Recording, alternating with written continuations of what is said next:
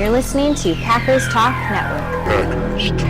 PackersTalk.com. Do you want to experience the thrill of a Packers game at Lambeau Field? If so, be sure to get your game tickets from the longtime trusted source in Wisconsin, Ticket King. Visit their locations in Milwaukee and Green Bay, or just go to their website, theticketking.com. Again, that's theticketking.com.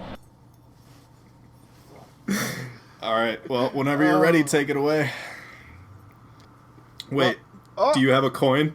I was just going to start. You just ruined everything. New York Bozo! New York Bozo! New York Bozo!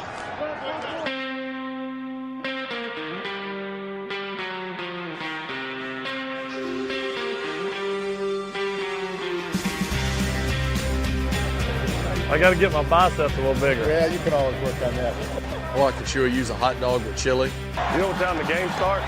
Hey, you got any left-handed footballs? We need to fire him. Is anybody else tired, or is it just me? Good thing I'm in shape. You got any eligibility left? I got some advice for y'all. Take 2 weeks off, then quit. Welcome, Packer Nation, to another episode of Pack to the Future podcast. Grab a cold beverage and a wheel of cheese, because we're about to rock your world tonight. We got Dusty coming in hot from Kentucky. Dusty, what's up, fellas? How are we feeling tonight, bud? Man, I am feeling... I mean, you know, the game sucks, but other than that, man, I'm feeling real good. Feeling real good. The game did suck. You are correct on that one, sir. And Brian from the great state of Colorado, how are we finding you tonight, bud? You know what? I'm bothered about this game, but to put a positive spin on the weekend, anybody who's listened to this podcast for more than 2 episodes knows how deep my man crush for Brock Osweiler is, and he's got the Houston Texans 2-0. So I'm feeling pretty good about my man crush there. Does Brock Osweiler have a sexy name? I don't know if he has one of those yet. Like, you know, I feel like all great quarterbacks has one of those. When we're face to face, I just call him Brocksweiler. And say, you just look in Brian's notebook, he's got a whole bunch of them with hearts drawn around him. Like, it's something to see. It's I do, and none of them are repeatable over the airwaves. So I tell you what, when I saw that fighting video of him on TMZ, I took it was another level of admiration for that man. He threw that dude. He threw his box of pizza down and said, "Let's get it on." It was biceps rippling and all that. Oh man. I better stop. It's getting hot in here. And I guess we have to see how Jordan's doing tonight. So Jordan Peck, guys, I'm doing. So go ahead, John. Go ahead. Finish. Oh, I was just going to introduce from where you're from. You're from Virginia. Now go ahead, Jordan. Okay, I'm doing just fine. I'm doing just fine. I had a nice salad from Chick-fil-A. Nice relaxing evening, and pleasure to be with you guys. Mm-hmm. It's nice to have all you guys, and boy, it is definitely it's Tuesday while we're recording this right now, and I don't know if my level of anger has dropped any from where we were at to where we're at now, and I'm still a little bit perturbed, but we're gonna try and figure this whole mess out here, and we're gonna jump right into our coin toss segment, and the first thing first is going to be Mike McCarthy. I don't know what's going on, but essentially, I just want to know, like, if our offense is not improved by the end of the year, does Mike McCarthy still have that job security in his back pocket? So I'm going to bring this one up between Jordan and Brian, and I'm going to start off with Jordan. Jordan, if I flip the coin and it's heads. It's gonna be you're gonna tell me why he is in trouble if this offense doesn't produce. Okay. All right. And we got heads. So Jordan, take it away, bud. I'm saying why he is in trouble. He is in trouble. Okay. So we see a lot of what I noticed a lot right after the game ended on Sunday night is a lot of people saying, guys, it's week 2. Let's calm down a little bit. And to a point that's true, but to a point it's not just week 2 of our team performing like this. This is a pattern going back to the middle of last season. We have an entire off season to try to correct this. You had, an entire off season to try to correct this offense. That's what McCarthy was. That was the task at hand. And so far through 2 weeks, that hasn't been the case. Now, this is where the week 2 thing actually takes some life, where we have 14 more games left to play. Could it improve? Of course it can. But if it doesn't improve, this is what I think could very well happen. If this team misses the playoffs or goes to the wild card round and doesn't even win a playoff game, I think it's a package deal. I think Thompson and McCarthy could very easily both be gone at the end of this season. I honestly don't think you get rid of one and leave the other. I think both are gone if it's going to happen. I think you just dropped some truth bombs on us, Jordan. And Brian, let's hear why he's going to be safe after this year with the terrible offense that we've been seeing these last few weeks here. A phrase that Mike McCarthy uses all the time: body of work. The man's been here, this I think is his 12th season. All right, he's put together playoffs in almost every single one of them. He has a crazy high winning percentage. The only way I can see him being in trouble is, again, missing the playoffs, not even losing in the first round. I think he's got to miss the playoffs. Another reason is who's going to take his place. The only candidate I see out there that I'd be remotely interested is Matt Patricia, the defensive coordinator for the Patriots, and there might be 5 or 6 teams really fighting for him. So if we don't have that sure thing to come in, then we're better off keeping Mike McCarthy and keeping the familiar option, and I would look toward a different offensive coordinator first. Okay. I am going to pick Jordan as a winner of this solely based on the fact that Mike McCarthy is on my axis of evil right now, and I want nothing to do with him. So, Jordan, by default, you have won that matchup. So, all right. Congratulations, Jordan. Thank you. Wow, it really feels like the fix was in on that one. I can't help but feel slighted.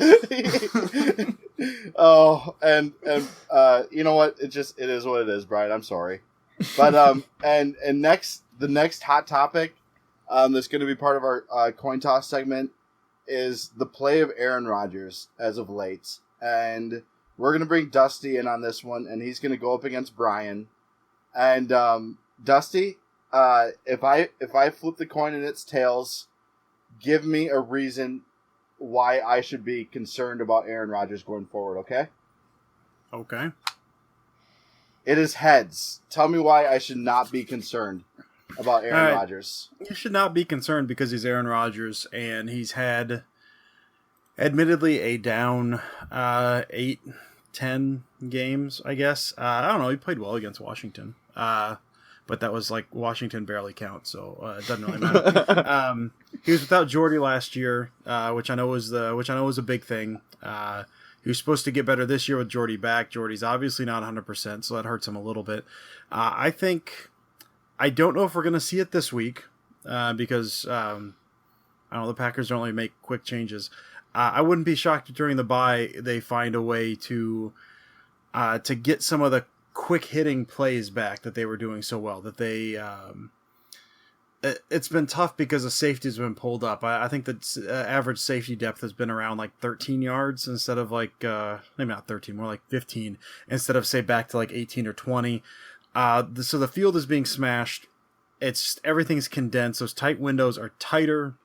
He doesn't have a whole lot of room to go right now on those quick throws, and they've got no one to scare him over the top. I think once Jordy starts getting back a little bit more, once we start getting Trevor Davis and Ty Montgomery in, get a little bit of speed, you're either stretching the field or you're stretching the defense horizontally. They either have to do vertically or horizontally, and right now they can't do it vertically. Everyone knows that, and the Packers have not really changed their offense.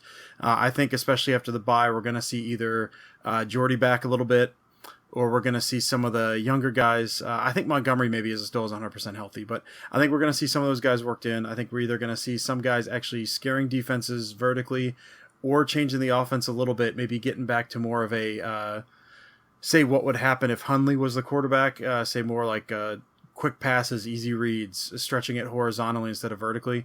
Again, I don't know if we're going to see that against the Lions, but I do think we're going to see that after the bye at the latest. So Rodgers is still Rodgers. He's 33. He's still very athletic. He's still accurate. If he can fix his footwork a little, which he's gotten lazy with, if they can get him coached up a little bit there, have him listen, or even try to coach him. I don't know if they're actually trying to do that or not. I think he'll be fine, or he will be fine. There's no reason to think that he's suddenly gone from the best quarterback in the league to dropped off a cliff in the span of 8 games. I think the coaching needs some work, but I don't see any reason to worry about Aaron Rodgers. Okay.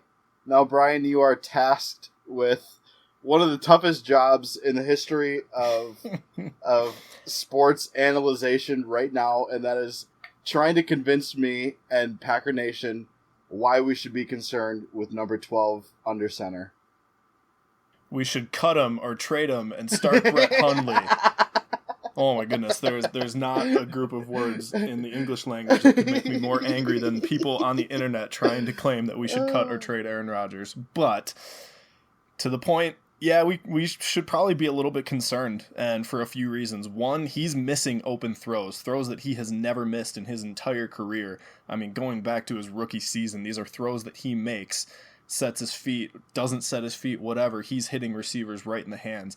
He's not throwing receivers open. He's not taking what's obvious. You know, I was all ready to come on here and say something about, you know, us never running slant routes anymore, but I saw several vines of people breaking down the all 20 film, and there were slant routes that he just didn't throw to last night, and he's not taking the obvious option. He's not hitting the throws that he should and that he normally does. Those are 2 causes for concern. And the other one is he just doesn't look happy right now. Doesn't look like he's having fun. It doesn't look like he's into the game.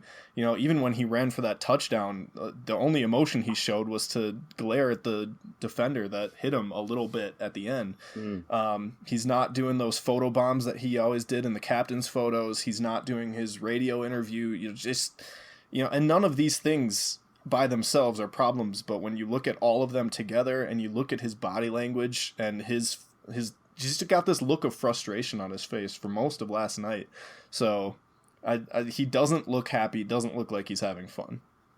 Boy, you guys have my mind in some sort of whirlwind right now, and I do not know where I want to go with this, because I think that Dusty made some. I know that Dusty made some phenomenal points. Just trying to get back to basics and get some quicker plays, and things hopefully can open up in that area. And Brian, you talked about the smile that we always saw from Aaron, that gave everyone in Wisconsin and abroad just that little skip in their heart, seeing number 12 with that beautiful smile. And Brian, unfortunately, you are going 0 for 2 tonight, bud, because I just... Screw you, John. I know. And you said some beautiful things about me in last week's podcast about me predicting the right score of the Jaguars game, and I appreciate all that, and I'm sorry to do it to you, bud, but I just can't find it in my heart to be concerned about number 12 under center, although you made some great points. I'm going to have to give to get back at you, I'm going to make a correction on air and say that it's pronounced Jaguars, not Jaguars. Jaguars. So Jaguars. We beat the Jaguars in week 1. All right, guys. And the last one is maybe McCarthy and Ted Thompson already trying to bring a little bit of change into the atmosphere up at Lambeau and wherever the Packers go to play, and that is bringing CJ Spiller in for a tryout. So I want to know whether or not CJ Spiller is going to be a difference maker or a non-factor, and we're going to bring Dusty and Jordan in on this one. And Dusty, if it is heads, you will be telling me why CJ Spiller is going to be a difference maker for the Packers. And you got it, bud. You're going to tell me why CJ Spiller is going to be a difference maker for the Packers if we wind up signing him. This reminds me a lot of, well, first of all, if I'm not mistaken, the Packers had 52 men on their 53-man roster after making a cut before last week. So Spiller does not really take anyone's spot. He's just coming in. They had an empty spot, so that's one plus is they didn't actually have to cut anyone for him, which is awesome. This reminds me a lot of Sed Benson back in 2012, and he kind of petered out. I know he had a couple fumbles that season, but it was different styles, but he had a kind of a hard running style. The Packers, he was able to kind of come in and give a little change of pace at that point. He looked good for a little bit until like his old man legs, he was 30 years old at the time. His old man legs just kind of gave out and he wasn't very good anymore. Spiller's good. Now the good news, or Spiller has been good. The good news on Spiller is that he does not have a whole lot of mileage on his legs, which is awesome. And he's still quick. The bad news is that he doesn't have mileage on his legs because he's just been in traction for like half of his NFL career, which sucks. Like his most games started was 10 back in 2013 with Buffalo. Wow. He came back with New Orleans. He could have been good. New Orleans cut him not because he was ineffective this year, but just because they just straight up couldn't afford him. And they couldn't cut him before the season because they couldn't take the cap hit. His speed is exactly what we need. He's not going to be an every down back. We've got Lacey. We've got Starks. We'll get into Starks a little later. We've got a Twitter question about that. But Spiller's what you need out of just a change of pace back. Like he's not going to get a whole lot of touches, but he can catch balls out of the backfield. He's got some speed. He can take it around the edge a little bit. You get him, 10 touches a game.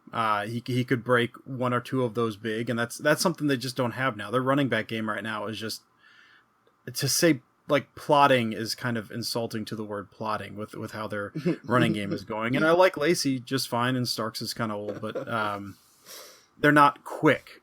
Spiller adds a bit of quickness. Now he may be very good for 5 games and then his just legs fall off. Like, I don't know, but I think as long as he's healthy and in limited snaps, he could be exactly the kind of speed this offense is going to need. And that's what I was talking about with Rodgers earlier. If they're going to need to stretch the field, horizontally may be the way to go instead of vertically. And Spiller kind of gives him that speed to be able to do that. Okay. Very, very well put. Now, Jordan, CJ Spiller, possible non-factor this year. Tell me why. A few reasons why I think not. Well, first of all, you mentioned with Sed Benson. I mean, they're different kind of runners. You know, Benson was more the power guy, but Spiller is 29. I mean, he's no young gun, just a few years out of college. Like, he's been in the league for a long time, and you mentioned the injury issues. So right away, you ask yourself, even if he gets signed, like, is this guy going to stay healthy? And he just, as being a third string running back, and it's just, I don't know if you say 10 touches a game. I would love to see that. I would love to have a guy that has some kind of speed. I was kind of upset when they actually got rid of Presley because I thought the kid was interesting. He's a 24-year-old speed back, and they got rid of him. So it's kind of interesting that they would waive him and then consider Spiller. But I don't know, the way this team uses players like that, I think they use them improperly, and I don't particularly envision this offense using Spiller to his abilities. So not really, this isn't really as much against Spiller. It's more of how our team would use him. That's what would make me think that he's going to be a non-factor. So again, it's a low risk and I think a pretty low reward kind of move, but they do have that extra roster spot. But if they do sign him, I don't see him being a huge difference maker in this offense. Okay. So if we are doing this around the horn style, both you and Dusty are 1-1, and whoever gets this, I think it's 30 seconds of FaceTime to talk about whatever they want. So absolutely not. But I would very much love to feel that CJ Spiller can definitely make a difference for us, especially on like a limited basis where, you know, we're not expecting him to go out there and get, 15 to 20 touches, 10 touches a game, goes out there and produces some nice plays for us, move the chains when we need it the most. And I think that CJ Spiller definitely is going to be a difference maker if we get him. So Dusty, you will be taking this one as well. So congratulations. I'd like to thank Dusty. my mama and Elvis. Not quite 30 seconds, but it definitely works for us. And Jordan, I like that. We can give 3 seconds of FaceTime to the winner every week. That works for me. There we go, 3 seconds. and with all that being said, Jordan, we have some wonderful sponsors here at Pack to the Future that we would love to hear about right now, bud. Yes, if you guys have been listening to us for the past few weeks, our sponsor is Pride and Glory Clothing. Pride and Glory Clothing started by Fred Thurston, grandson of Fuzzy Thurston back in the Lombardi's Packers. So check out prideandglory63.com. We've talked about them before. A lot of great apparel for the diehard Packer fans. Have some new designs coming in. I think they're already actually in. So check them out, prideandglory63.com.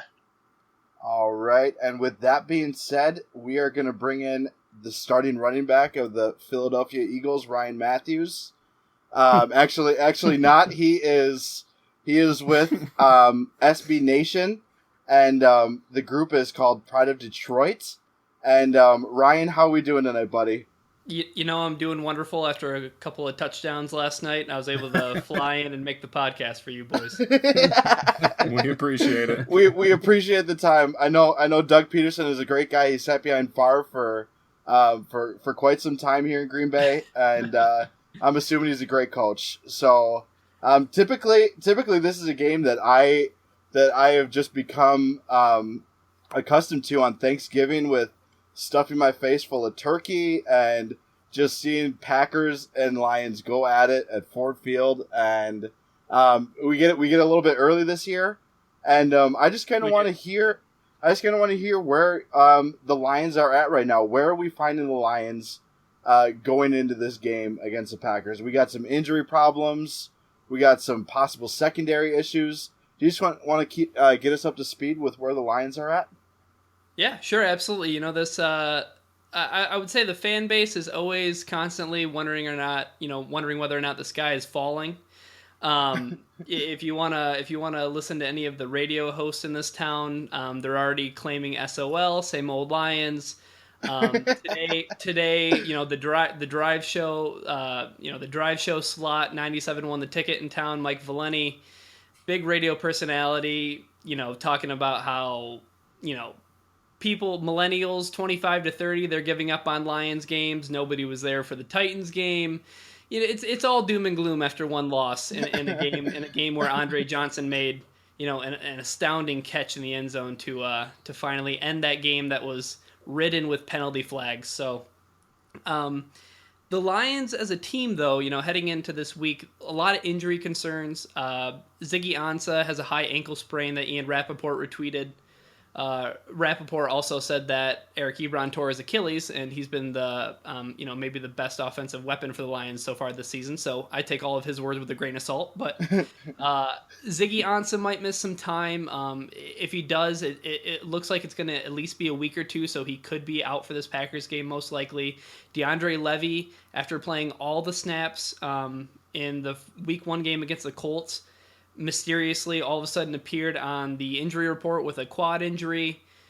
He was held out of practice all week. It seemed like maybe it was a veteran, you know, just keeping him out of practice to keep him ready for game time. And then all of a sudden it came game time on Sunday and he was finally listed as inactive. So those are two big contributors to this team that the Lions were definitely counting on. I mean, those are two of the, you know, top 3 defenders.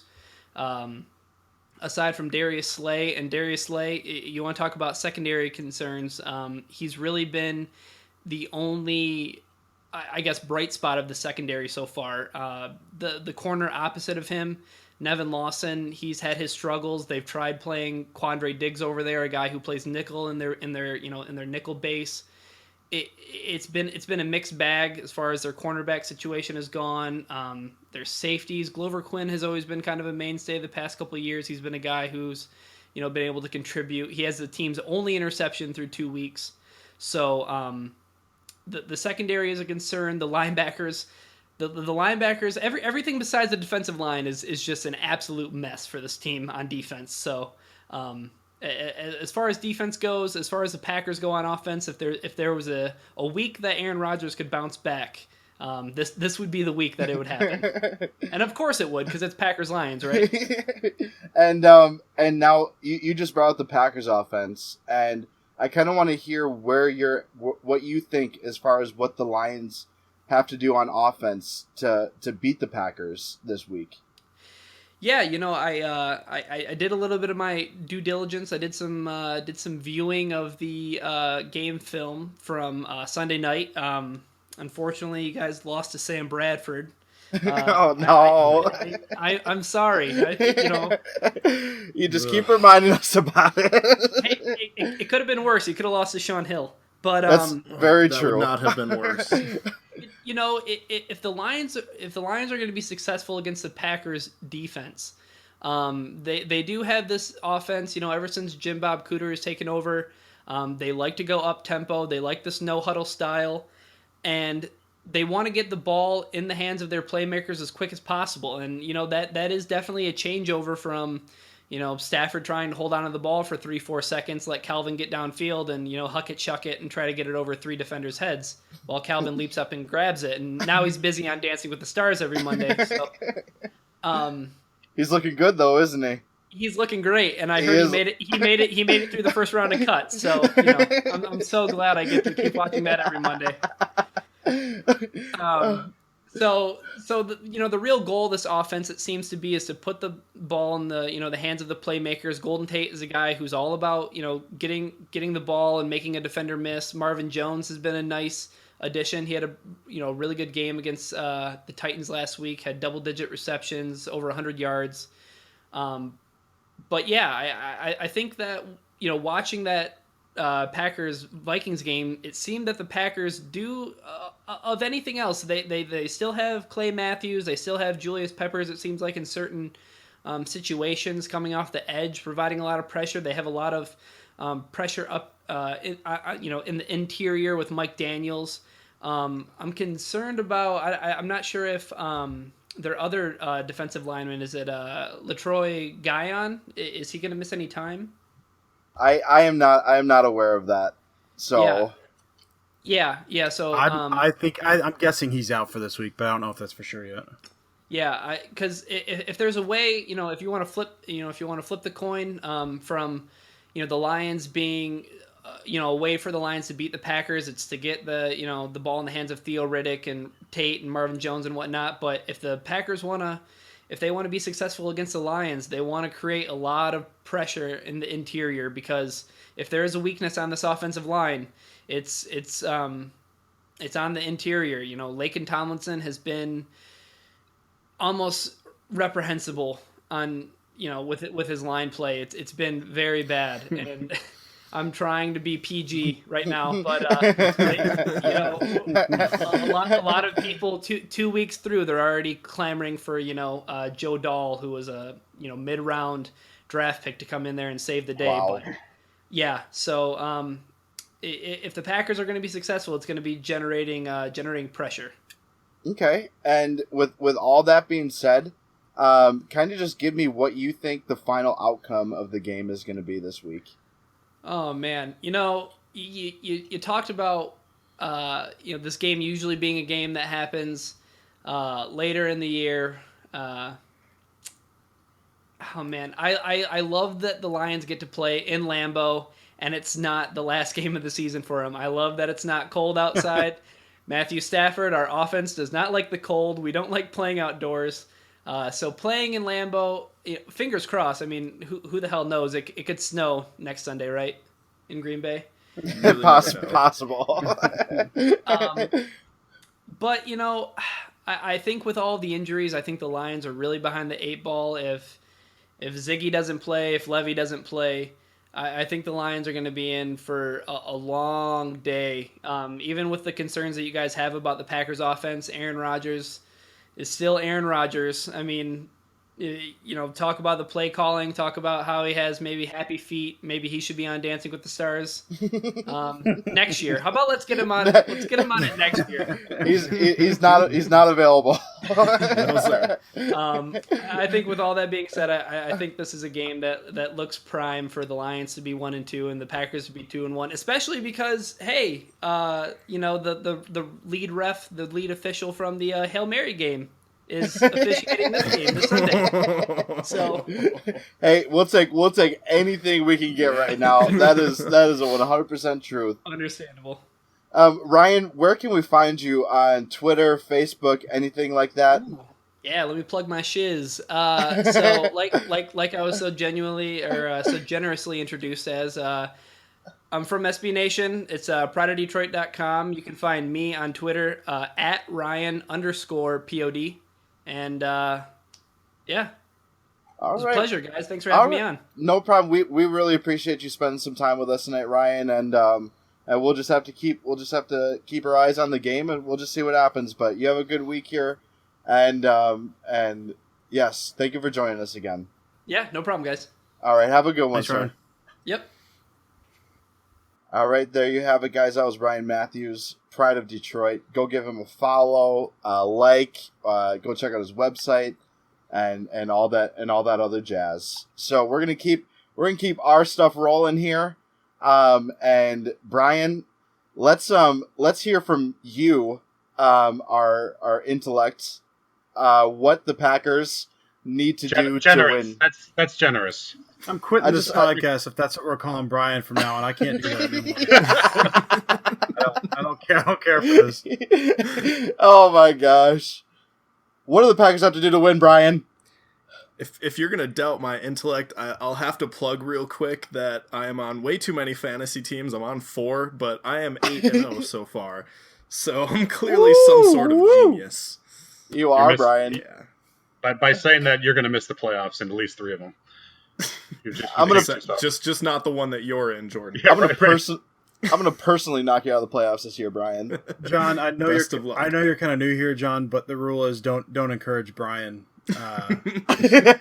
Once you start talking about how great he is, man, just let him be. Don't encourage that behavior. Oh, for years. I'm sorry, guys. I missed all that. I was looking at myself in the mirror. I was too.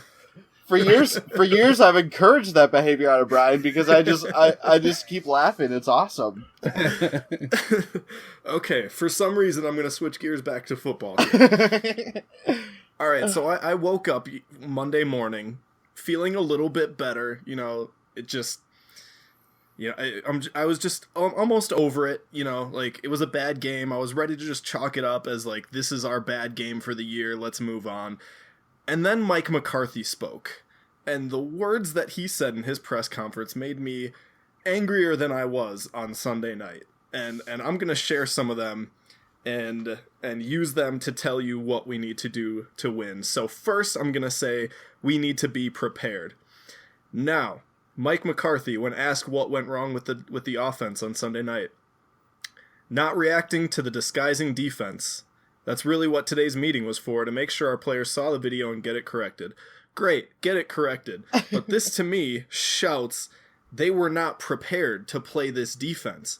And while this quote just totally puts it on all the offensive players' shoulders, that's what it looks like to me, they did not come prepared. They were not ready for this game, and they were completely outcoached. So we need to come prepared for the Lions, all right? Number 2, no more excuses. Just need to execute. We need to get back to the basics. More on why the offense did not do well on Sunday night. Mike McCarthy said, efficiency, execution, flow. We need to improve that. It wasn't good enough last night. In the analysis of our first 2 games, our running backs have not been given enough opportunities. This is the way early season football is. We have a clear understanding of what we need to do, a clear understanding of what we're going to do. Look, all those words meant absolutely nothing.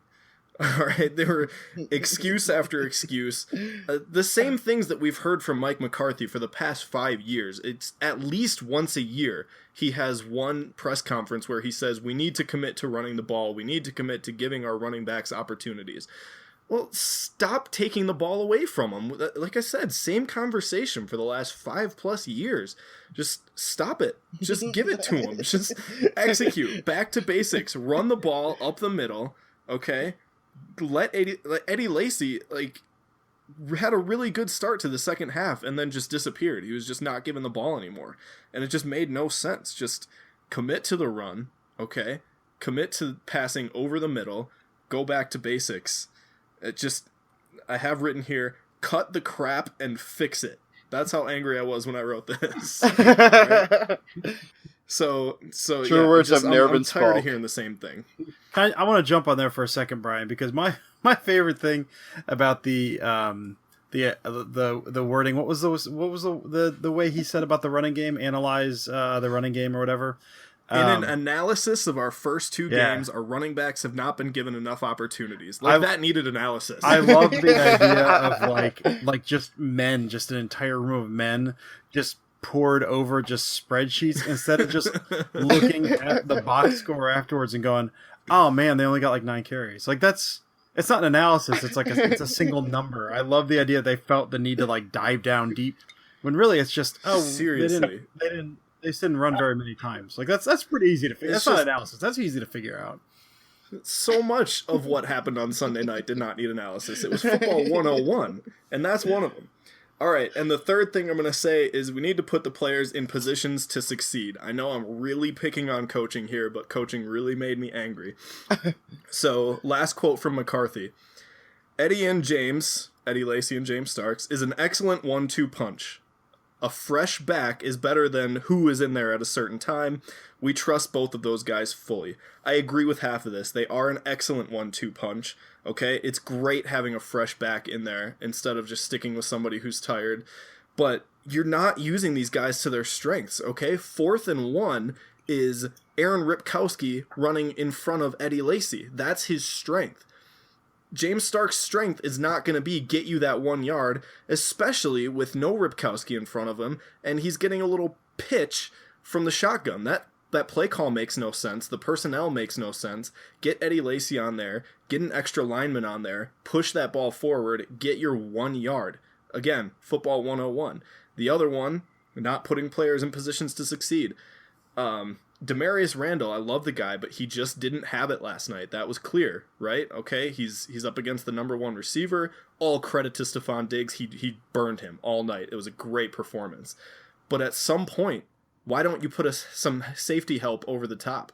Why isn't Micah Hyde or Clinton Dix helping out on coverage?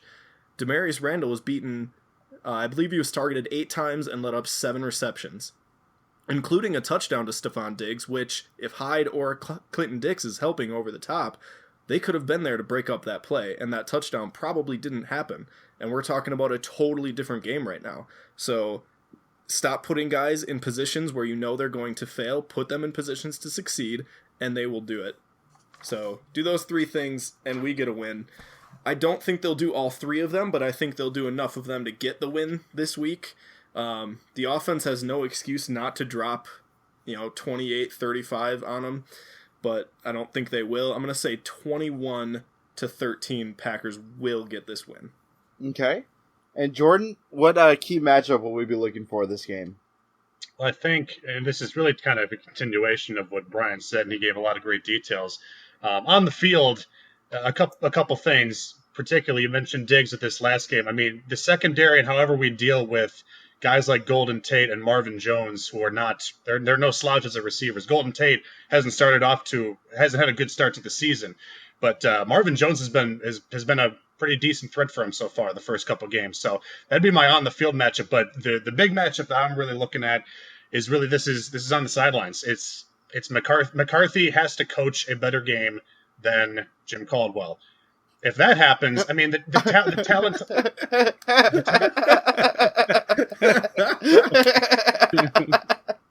We're not laughing at you, Jordan. We're just laughing at how ridiculous that sounds. Like how ridiculous it sounds, and then I'm scared it might not happen. Yeah. Oh my gosh. Didn't used to be a thing, but if McCarthy, if that can happen, I mean the talent on the field. We're a much more talented team on paper, in practice, on the field. That's what if that happens, we'll win. So for me, this score, I think that happens enough. I think we win this game 24. I'm going to go 24-19. 24-19 Packers. Get it done. All right, sir. And by the numbers, brought to you by Dusty. Bring it on, brother. All right, man. It's come to my attention by me, who am hard on myself, that I've been taking up entirely too much time on these segments. I've been focusing on like thousands of numbers instead of a couple. And so I decided to pare it down. We love it. We're gonna give you your own show, Dusty, where you can just talk numbers for 45 minutes. Yes. Yeah, well, just tell me you're recording, and then just don't record, and then just tell me to go as long as I want. Maybe Producer, edit this out. Yeah, we'll go ahead and do that. I am the host, so By the Numbers can take as long as it wants. Well, I decided this time I didn't have a ton of time to run this through, but I decided to just focus on the one big thing. So last week, one of the things I talked about was the failure by the defense and the offense to recognize that the middle of the field exists and is a useful place. Last week, the Packers did very well in passes design, say short middle. This is per NFL Savant, which is a lovely, lovely, lovely site. In the short middle last week, they went 3 for 3 for 12 yards. So that's 4 yards, but those were easy 4 yards, pretty easy completions. They ran it like 8% of the time of their offensive possessions, but they did well when they were there. Again, 100% completion. Last week, they went 5 for 8 for 66 yards, which is about 8.25 yards per attempt. And they used it 19%. So they jumped from 8 to 19 over the course of 1 week. Now here's where it gets exciting. Ryan kind of talked about how the Lions defense is struggling a little bit, and they're going to be missing some guys this week that they've even had the first couple weeks. Linebackers aren't overly strong. The defensive line is good. The cornerbacks are not. In looking at how the Lions have done so far this year in the middle of the field, say in passes short middle, the Lions, when throwing to the middle of the field, the Lions have given up 14 completions on 17 attempts for 117 yards. That's a little less than 7 yards per attempt. And they're attacking them 20% of the time. So looking at the trend of what the Packers did last week when they went to the middle a little more, and especially what they did, there was a drive to open, maybe not to open the second half. It was early in the second half, and they were moving, and they had some penalties that kind of derailed them a little bit. But they went 2 tight ends. They had Cook on the right, Rodgers on the left.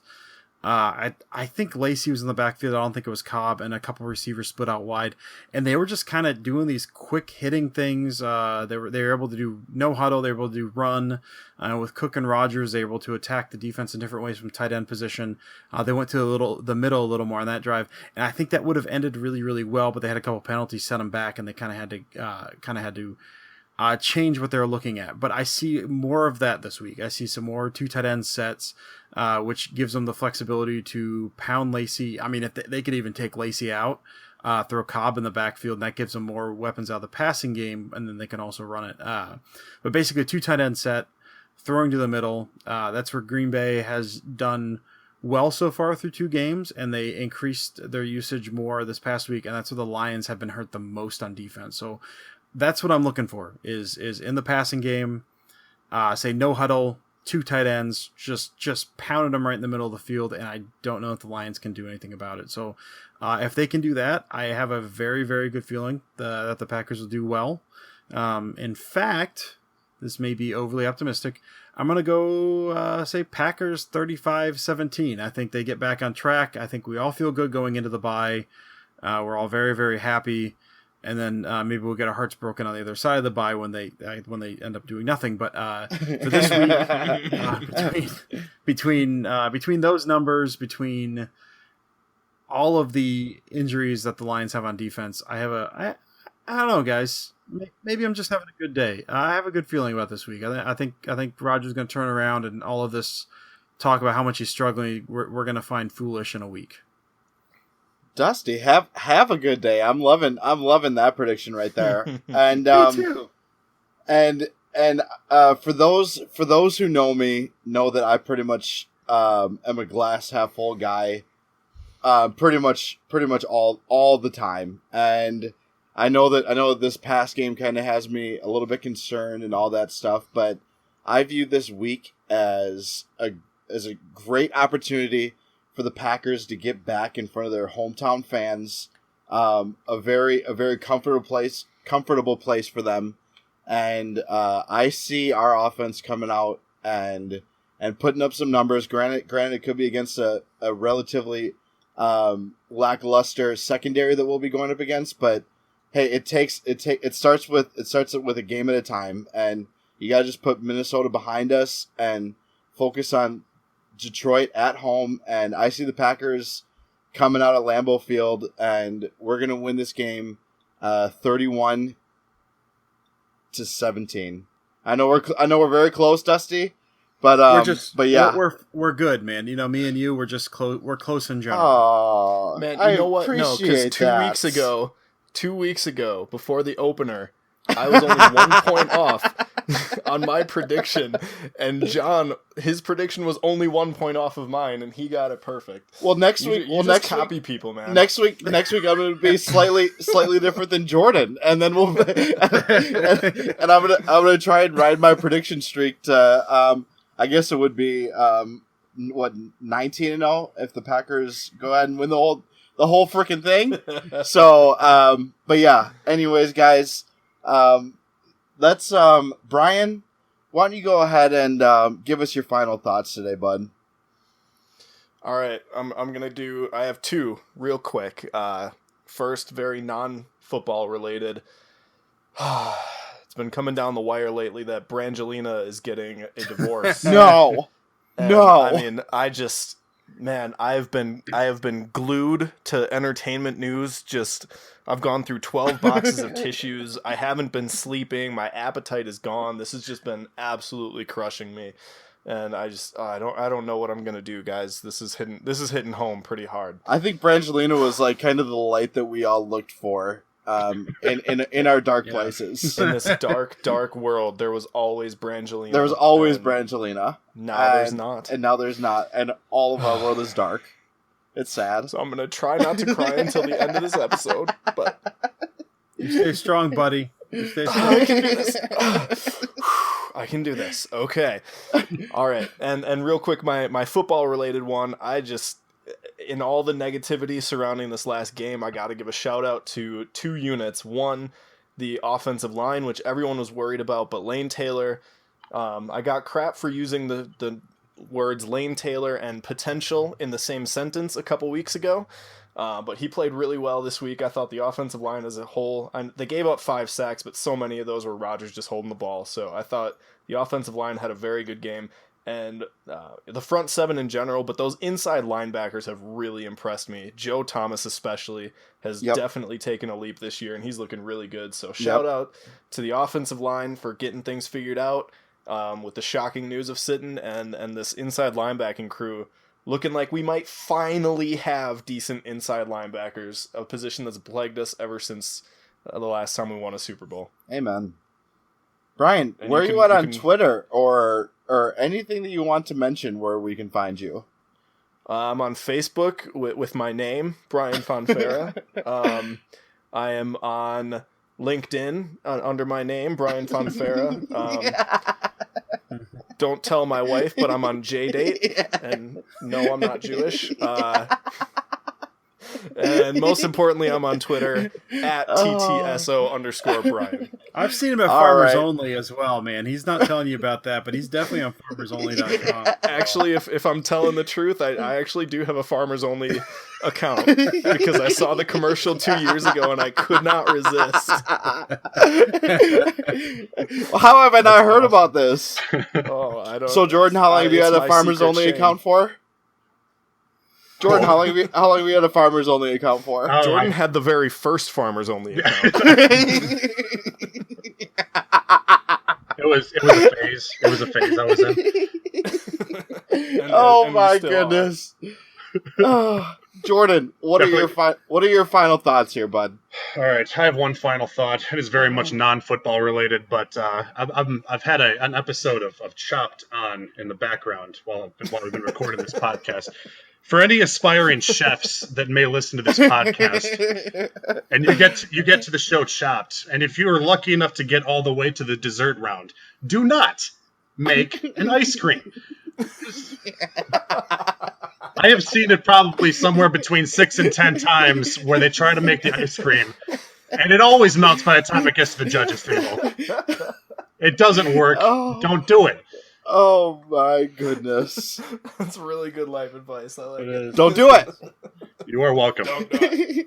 Jordan, where can we find you on social media platforms? All right, you can find me predominantly on Twitter at JGPeck41. All right. And Dusty, my BFF Pharrell, where are your final thoughts at? BFFFF. All right, man. Well, we got some Twitter questions we got to blow through, which we got some good ones tonight. So that's awesome, and more than like 2 from the same person, which is also awesome. And then I have 2 football thoughts because I want to just drag this podcast out as long as humanly possible. So yes. All right, man. Let's hammer these Twitter questions. I refuse to believe anybody is still listening at this point. So do whatever you want. Oh, they're not. Oh, they're not. Can I answer some Twitter questions then? No. If you have questions for us, you can hit us up. The podcast Twitter is PTTF_podcast, so you can direct questions there. I run the account. I usually put out a call for questions day before and day of, but I will accept them anytime. And if you want to ask any questions, football or otherwise, man, just hit me up, man. We got some beautiful, beautiful brains in this room, and we want to use them, man. We're not just football. We're not just football. We're not just pretty faces. We're intellects. We got a lot of things to offer. Jordan's not, but I mean, maybe the rest of us. All right, so let's bang through some questions. So I'm going to read these. I'll take first crack at them. You guys chime in. First one is from Armand Hammer. It's at Tuscan Count. We often take Rodgers, McCarthy, and Starks with their shortcomings. Can we do the same for Adams? Should we? The coaches must see something. My answer to that is, man, I got thousands of issues with Davante Adams, and the reason I would say don't take him with the shortcomings is we've spent a lot of time with Rodgers and we spent a lot of times with McCarthy. We've spent a lot of time with Starks, man. That Philly playoff game in 2010, man. Like if nothing else, we've always got that. We've had lots of reasons to believe in those 3, and a lot of other guys on this team. Davante Adams has given me absolutely nothing to believe in. His catch rate has never been above 60. I think his highest one was 57 this year. Granted, small sample size. He's in. It's 2 games in. I think he's at like 47% this year, which is bad. Like even through 2 games, like it's not okay. Real bad. He's dropping balls that are hitting him in the hands. It could be one of those things. Maybe his confidence is shot. Maybe he'll be fine somewhere else. But I believe the knock on him coming out of college was inconsistent hands. I think that's it, and this is what we're banking on. This is what we're banking on. We're looking at High Point. His rookie season, his catch rate was like 57%, and he had 446 receiving yards. Like that's the best we've seen out of him so far. There's no reason to give him the benefit of the doubt, especially when we've got guys like Ty Montgomery, and even say Trevor Davis, kind of, and Jared Abadaris just sitting there that have played next to nothing this year. So yeah, I mean, I'm all for giving guys the benefit of the doubt. But he's not shown us anything through 2 years now to say that he is going to be any better than what he currently is, which is just remarkably inconsistent. What do you guys got? Here's my thing, is that Aaron Rodgers went out of his way to praise Jared Abadaris this preseason, really seemed to like throwing the ball to him. And he, when asked about Davante Adams, had nothing nice to say, just essentially that he needs to improve. So your franchise quarterback, your 2-time NFL MVP, is asking for one receiver, and that receiver never sees the field. That might be contributing to why Aaron Rodgers looks so doom and gloom all the time. Put Abadaris on the field. It's time to see what he has over Adams. I agree with everything Dusty said. Yeah, absolutely. I think Abadaris. I think I saw he was on the field for 6 snaps against the Vikings. Wow, it's not enough. 6 snaps. He's one of our best route runners. He's got to be on the field. And what I wonder too is if the knock on Davante out of college was that he was inconsistent with hands. He's not a very fast guy. What in the world did we draft him in the 2nd round for? I think back when we drafted him, that was when our offense was more high flying and saying, well, it doesn't matter who we have, Rodgers is going to do well. Well, that's not the case with him. So we kind of look back on that decision. I think that was a really bad draft pick to draft him so high anyway. Well, and what kills me about that too is you draft him so high, and I think that's part of the reason he's still here. If he's a 6th round draft pick, or if he's even a 4th round draft pick, I don't think he's still here. The fact that he's a 2nd round draft pick and he's in his 3rd season, management doesn't. You say this as we made a big mistake. You can't just cut him at this point, but the team's better with him not on the field. So that's what kills you is the fact that he was so high. They're not getting rid of him this year. It's frustrating. Maybe the coaches see something. The coaches may see something, but based on 2+ seasons and preseason and training camp, there's no reason to believe he's going to be anything other than inconsistent. He'll make some great catches, but he's going to drop some easy ones. But that's I hope I'm not putting you on the spot, Dusty. I know you're kind of our numbers guy, but I know it's like Devontae seems to get a lot of targets though. Like on a game to game basis, it seems like he's kind of right there with Cobb and Nelson, and it's like you kind of just wonder where their heads are at. Through 2 games this year, he is at 16 targets, which is third on the team. So he's behind Nelson with 21, and Cobb's got 18. But like, I don't know, like it's all off. Like Nelson's a 52% completion percentage, which isn't great, but it's better. Cobb's at 66%, and Adams is at like barely under 44. He's targeted a little over 20% of passes, and he's like hauling in 43% of passes. Like it's unacceptable for a 30-year player. So yeah, I think we're all in agreement. All right, next one. Kind of a joke, but we kind of talked about this earlier. It's from Doric, Packers fan. Doric? I don't know if I'm saying that right. I don't know. I'm a couple glasses of cheap Scotch. I think the D is silent, Dusty. Okay, Oric. Oric. I'm just going to say Oric, like it's Lord of the Rings, man. It's fall, we watch Lord of the Rings. Oric, Packers fan. Slants are still a thing, right? That's the question. Answer is slants are still a thing. Yeah, that's accurate. No, they were outlawed by the commissioner, weren't they? Oh, those were the rules that were passed this past year along with the IR stuff. Yeah. Yeah, because the Patriots were having too much success with them, so Goodell had to put a stop. I mean, if the Wildcat is still a thing, which Minnesota showed it was, then I think slants are still a thing. Yeah, good point. Good answers. Real quick, kind of serious thing. Yeah, I mean, slants are still a thing, but again, like defense is just squeezing the middle of the field, and there's less room for him to throw. But I would like to see more of them. See, like a slants flat pattern. I love me a good slants flat pattern. It gets me all warm. And not to mention too, with some of the way refs call the games. I mean, you can get some easy PIs on a lot of throws like that. Get some quick first downs. I mean.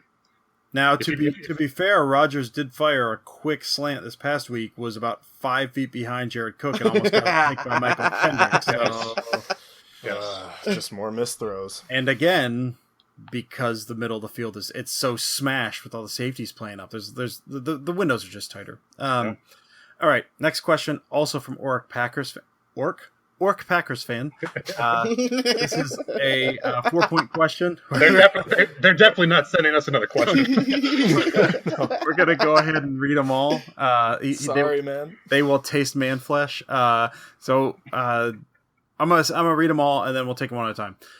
Series of questions. What's wrong with 12? Why do we still run toss plays? 1 to 12 last completed design play for 20 plus yards. Why? Just why? So, in order. What's wrong with 12?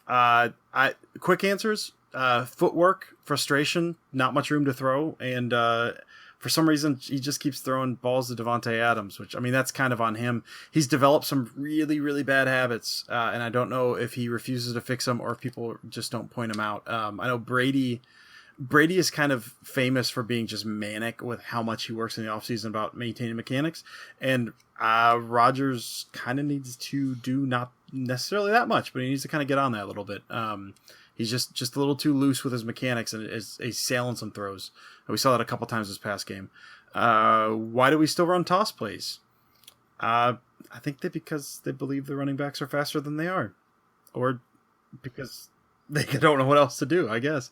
That's fair. 1 to 12 last completed design play for 20 plus yards. My counter question is, do Hail Marys still count? Because they ran some of those last year, buddy. So that was 20 plus yards. And we hit a few of those. Yeah. So I think, yes, we did that not too long ago. And then final, why is, I don't know, man. I'll take this one. Yeah, you go for it, Brian. You take it. I'll take this one. Here's my conspiracy theory. Aaron Rodgers read every single tweet last year that said something negative about Olivia Munn, and this is his payback. He's missing these throws on purpose to get back for his girl. He's standing up for Olivia, and you know what? Girl power, Aaron. That's right. We already lost Brangelina. and if we lose Olivia Rod, I am gonna die. Rodman. Is it Rodman? I don't know if that's Rodman. Rodman. That's perfect. Rodman. That's good. There it is. Hey, Boom. Aaron, listen, buddy. I know you're listening. I really liked X-Men Apocalypse. I thought it was awesome. I thought Olivia Munn was good. You just keep doing you, fella. You can do it. I believe in you. All right, bang through a few more of these. Brian Avilas, our favorite Bears fan, he is our favorite Bears fan. Is that correct? I believe he is. Yes. He's the only one we care about. That's the best way to put it. So I am seeing fans on Acme Packing Company calling for Rodgers to be benched. They are being ridiculous, right? Yes. Yes. Brian mentioned this earlier. Yeah, it's being ridiculous. I wouldn't mind seeing them, like I said earlier, I wouldn't mind seeing them incorporate some play calls that they would have if Hundley was quarterback. But there's no reason outside of an injury or a blowout for Hundley to see any time under center. You fellas are all in agreement, correct? Of course. Yes. All right, trick question, because you are kicked off the podcast if you agree with it. Anybody who thinks that Rodgers should be benched or traded in favor of Hundley can come. I'll send me a message. I'll give you my address, and I will punch you in the face when you ring my doorbell. Oh man, you know who else said something like that? You know who else said that, Brian? Friggin' Dominic Raiola. That's right, Dominic Raiola. I'm in some real awesome company right now. Fella. Yeah. Did Oh, I mention he's my uncle? quick story. My first Packers game at Lambeau was 2007. It was the last game of the season. It was against the Lions. It was meaningless. We were sitting 4 rows back on the 50 on the Lions sideline. My brother just decided to pay for the entire family to go up to Lambeau, and it was amazing. And I assume he's still paying those off. Anyway, a little before halftime, Raiola got mad at something, came over, knocked Gatorade coolers off the table, just mad. One of the NFL guys said something untowards about him afterwards. And the entire section was just screaming at him, just making fun of him the rest of the game. And Raiola is just turning around, just yelling at us. I remember he actually was like, he was saying, how much do you make? How much do you make? And just grabbing his crotch. Wasn't that their 0-16 year? No, that was the year they started 6-0 and ended 6-10 or 8-8 maybe. That was the year Martz was their offensive coordinator. That was a good year, and that dude. I'm a fan. I have lots of pictures of Dominic Raiola yelling at us, so I'm a Raiola fan. I'll go ahead and say it. That he spoke to me specifically, and I've always been a big fan of him. Was that the same game he yelled at the UW marching band? Was that game? Or was that a different game? I think it was probably a different game. It says something about Raiola that I think that was a different game. Yeah. And on behalf of the Pack to the Future podcast team, I'd like to offer Ryan Mathews an apology for bringing up bad Lions experiences for him. Oh, we got so many more. We didn't even bring up the Hail Mary to him. That was awesome. That was like one of my favorite memories. That was great. I love Dominic Raiola. 2 more, real quick, from Jeff Peck. That's your boy, Jordan. Yes, sir. We need to run. This is not a question. This is a statement. We need to run the ball more and then some more. Agreed. Yeah, that's absolutely accurate. That's it. Yes. Last one. This is from Bisk. It's at GB Stageman. I like this dude. I've had interactions with him. Big fan of his. I'm curious what you think about Starks. Is it me or has he lost a step? The answer is he's lost several steps. He looks slow and indecisive. I still like him, but man, he's basically Lacey with less weight at this point. Ouch. Right? I've not seen anything out of Starks yet this year. Yeah. I have not. Absolutely not. He's been pretty good. All right. As long as we're all in agreement. All right. Yep. That's it for Twitter questions. That's good. Good conversation. Good job. Yeah. Good question. Please send us your Twitter questions, So everyone. again, podcast is at PTTF_podcast. You can find me. It's at Dusty Evely. I have I was going to say 2 quick thoughts, but I covered one in the question, so it doesn't matter. Other one, it is not football related. And I would just like to say, I've mentioned this a little bit, but not on this space. So about a month ago, my 2.5-year-old niece was diagnosed with leukemia, and it was heartbreaking and awful, and we were all kind of heartbroken. But she just yesterday, so we're recording this on Tuesday, so just on Monday, got the test back, cancer-free. All leukemia cells gone, officially in remission. Apparently at this age, and at the stage she's in, it's very, very, very, very rare for it to come back in. So she's got a long road ahead of her. Still a lot of chemo. It's great news. Yeah, a lot of kind of maintenance chemo. And they're still hitting her hard, man. And it's going to be hard for the next couple of years. But this was the biggest hurdle to get over, and she got over it. So Awesome. Could not be happier right now. So we're very, very excited about that. So thanks to everyone for thoughts and prayers. Please continue doing so, sending whatever good thoughts or vibes or prayers you can her way. She's still going to need them, but this was huge. So we're very, very excited. Awesome. That is some awesome news. Yeah, we're happy. And I guess my final thought is going to be directed at another member of our team, and that is Jordan.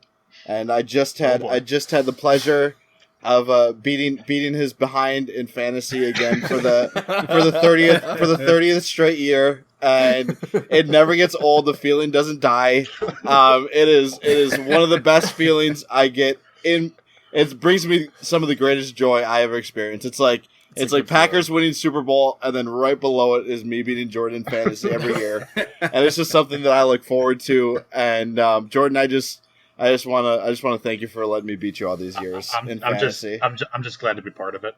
I keep losing to John, and you're out of the league. And you guys can find me on Twitter at John Jameson, keeping it simple. I'm sure tons of people are trying to get at that username, but they can't have it because it's taken by me, the one and only John Jameson. And don't put an H in that, John. The only one. And I just kind of want to let you guys know about some other very awesome podcasts that TitletownSoundoff.com has, and that is the Titletown Sound Off podcast exclusive. Check them out; they are absolutely awesome at what they do. And also, we got some Tundra Talk podcasts as well for you guys to listen to. So please enjoy the rest of your week, everybody. And we want to thank Ryan Mathews for stopping in, and let's go ahead and get a Packers victory this week, so we can all come back a little bit happier next week. I think we're leaving this episode in very high spirits, and let's hope that they don't get shattered again on Sunday. So, from all of us here at Pack to the Future podcast, thanks for tuning in, and catch us next week. Have a great week, everyone.